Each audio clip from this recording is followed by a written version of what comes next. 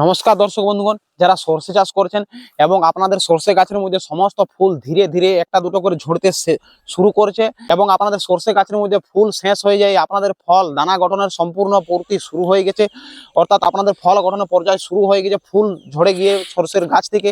এই সময় কি পরিচর্যা করা উচিত, যেটি আপনাদের অন্তিম পরিচর্যার কাজ দিবে, বা এই সময় কি পরিচর্যা করলে আপনাদের সরষের যে সুটি, সরষের দানাগুলো ফুলে ফেপে একটু বড় হবে এবং সুটির মধ্যে বীজগুলো বড় হবে, প্রচুর পরিমাণে ফল আসবে এবং প্রত্যেকটা সুটির মধ্যে অধিক সংখ্যক ফল আপনারা দেখতে পাবেন এবং সরষের দানাগুলো বড় হবে, ওজনদার হবে।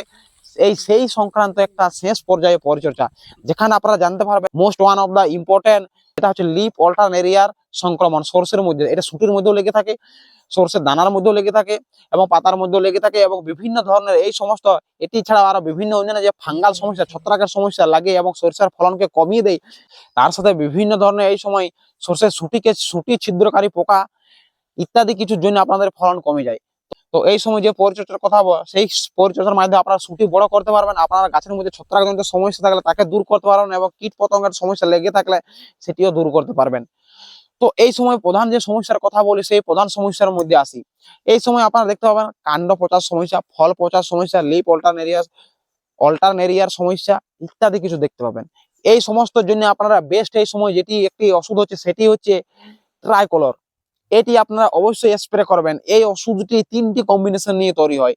ট্রাইকোলার ওষুধটি হচ্ছে একটি নতুন কম্বিনেশনের ওষুধ, খুবই উন্নত মানের। এর মধ্যে আপনারা দেখতে পাবেন ট্রাইফ্লক্সি এস্ট্রোবিন 10%, ডাইফেনোকোনাজল 12.5%, তার সাথে পাবেন সরষে গাছের জন্য one of the most important খাদ্য মৌল, এটি ফাঙ্গিসাইড হিসেবেও সরষে গাছের ক্ষেত্রে কাজে লাগে, ভিটামিন হিসাবেও কাজে লাগে, উভয় ক্ষেত্রে কাজে লাগে, যেটি হচ্ছে সালফার। তো যে কোনো তৈলবীজ উৎপাদনের ক্ষেত্রে, যে কোনো তৈলবীজ চাষের ক্ষেত্রে সালফার অত্যন্ত একটা গুরুত্বপূর্ণ জিনিস বা অত্যন্ত গুরুত্বপূর্ণ একটা কম্পাউন্ড। তো এইটির মধ্যে, এই ট্রাইকোলের মধ্যে আপনারা এই 3টি কম্বিনেশনে পেয়ে যাবেন। তাহলে এর মধ্যে আপনারা পাচ্ছেন ট্রাইফ্লক্সিস্ট্রোবিন 10%, ডাইফেনোকোনাজল 12.5% এবং সালফার পাবেন 3%। এটি অবশ্যই আপনারা স্প্রে করে দিতে পারেন, আপনারা দারুণ অল ওভার রেজাল্ট দেখতে পাবেন। এই ডোজ ব্যবহার করবেন প্রতি 1 লিটার জলে 1 ml হিসাবে। এবার বলে রাখি চাষি ভাই, এটি অনেক জায়গায় মিলে না, অনেক জায়গায় পাওয়া যায় না। যদি এটি আপনারা হাতের কাছে না পান, তবে আপনারা ব্যবহার করতে পারেন সুমিটোমো কোম্পানি দারুণ একটি ফাঙ্গিসাইড, যেটি হচ্ছে হারু ফাঙ্গিসাইড। এটি স্প্রে করে দিতে পারেন, সেম রেজাল্টই দেখতে পাবেন এবং ভালো রেজাল্ট দেখতে পাবেন। এছাড়াও হলুদ পাতা কিছুটা সবুজ করবে এবং সাথে ছত্রাকজনিত সমস্যা দূর করবে। এরকম বিশ্বস্ত খুবই উপকারী একটি প্রোডাক্ট হচ্ছে।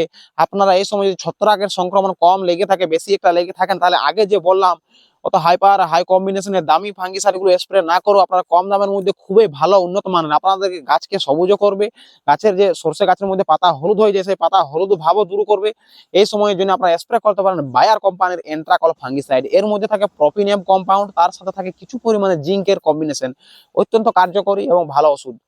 এরপর বলি সরষের দানা যাতে সঠিক পরিমাণে পুষ্ট থাকে, দানা মোটা সোটা হয় এবং আপনাদের ওজনদার দানা হয়, তাহলে কম খরচের মধ্যে এই সময় নামি দামে বিভিন্ন ভিটামিন, পিজিআর ইত্যাদি কিছু স্প্রে করা দরকার নেই। এই সময় আপনারা এনপিকে 0050 অবশ্যই একবার স্প্রে করবেন। এর মধ্যে থাকা পটাশিয়াম গাছের মধ্যে এই মুহূর্তে প্রচুর পরিমাণে দরকার, অর্থাৎ যেই গাছের মধ্যে ফুল ঝরে যেতে শুরু করবে, ফুল ঝরে যাওয়ার পর সবথেকে গাছের মধ্যে যেটা প্রয়োজনীয় খাদ্যমূলক কম্পাউন্ড হচ্ছে, সেটা হচ্ছে পটাশিয়াম। এনপিকে 0050 এর মধ্যে থাকে সেই 50% পটাশিয়াম, যেটা এই সময় গাছের জন্য খুব দরকার। তো আপনারা অবশ্যই এই শেষ পর্যায়ে ফুল ঝরে যাওয়ার পর প্রতি 1 লিটার জলে 40 গ্রাম হিসাবে ডোজ নিয়ে স্প্রে করে দিবেন, দারুণ রেজাল্ট দেখতে পাবেন। এবং এর সাথে আরো কম দামে 20% সোলোয়েবল বোরন পাবেন। এই 20% সোলোয়েবল বোরনকেও আপনারা প্রতি 1 লিটার জলে 1 গ্রাম হিসাবে বা 1.5 গ্রাম হিসাবে মিশিয়ে স্প্রে করবেন, অল ওভার ভালো রেজাল্ট দেখতে পাবেন। 0050 এবং 20% সোলুয়েবল বোরন দুটোকে একত্রিতভাবে আলাদা আলাদা পাত্রে আগে গুলে নেবেন, তারপর একসাথে মিশ্রিত করে স্প্রে করবেন, তাহলে ভালো রেজাল্ট দেখতে পাবেন। অথবা আদামা কোম্পানির ফ্লেম বার্জ, এটি অত্যন্ত গুরুত্বপূর্ণ এবং অত্যন্ত ব্যবহৃত এবং খুবই কাজের একটি ওষুধ। আপনারা এটি প্রতি 15 লিটার ট্যাঙ্কে 25 ml হিসেবে ব্যবহার করবেন এবং সাথে বোরন অবশ্যই মাত্র 15 গ্রাম ব্যবহার করবেন 15 লিটার ট্যাঙ্কিতে, ভালো রেজাল্ট দেখতে পাবেন।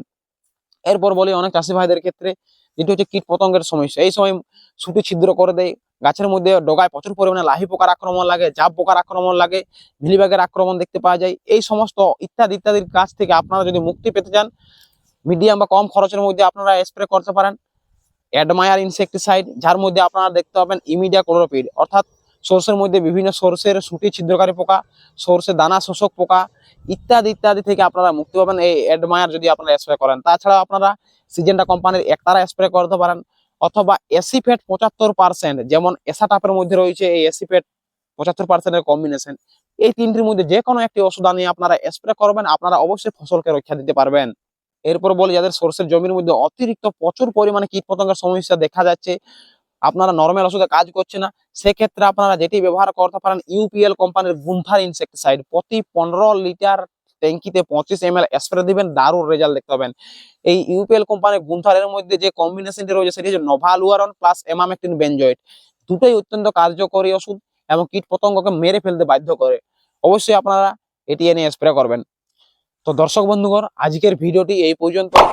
আপনারা দয়া করে চ্যানেলকে সাবস্ক্রাইব করে অল বা ঘন্টা আইকনে প্রেস করে আমাদের সাথে যুক্ত থাকবেন, এবং ভিডিওটি প্রচুর সংখ্যক আপনাদের মতো চাষি ভাইদের কাছে দয়া করে শেয়ার করে দিবেন, এবং ভিডিওতে অবশ্যই একটা লাইক দিয়ে যাবেন। এই চ্যানেলের মাধ্যমে বিভিন্ন কৃষি সংক্রান্ত আপডেট বা ইত্যাদি তথ্য আপনাদের সম্বন্ধে পরিবেশনা করা হয়।